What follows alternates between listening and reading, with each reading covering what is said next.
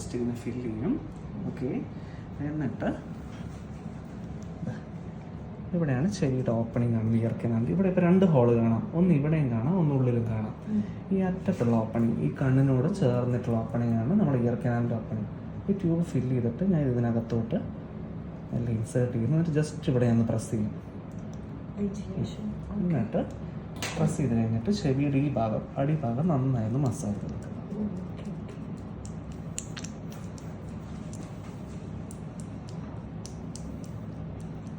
അതിനൊരു 5-10 second massage ചെയ്യുക.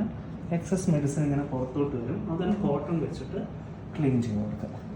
നമ്മൾ ക്ലീൻ ചെയ്തില്ലെങ്കിൽ അവൻ തന്നെ സ്ക്രാച്ച് ചെയ്ത് നക്കും. ഇത് ഇൻസെക്ടിസൈഡാണ്. അപ്പം നക്കി കഴിഞ്ഞാൽ കുറേ കോൺസെൻട്രേഷൻ പോയാൽ കൈൻഡ് ഓഫ് ഒരു പോയിസൺ ആണിത്.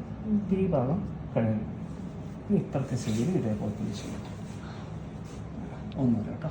അപ്പോൾ ഈ ഒരു ഓപ്പണിങ് കേട്ടോ, ഈ കാണുന്നത് കണ്ണിനോട് അടുത്തൊരു ഓപ്പണിങ്. അത് നല്ല ഇറിറ്റേഷൻ ഉണ്ട്, ഇയർ മൈറ്റ്സ് ഉള്ളത് കൊണ്ടേ.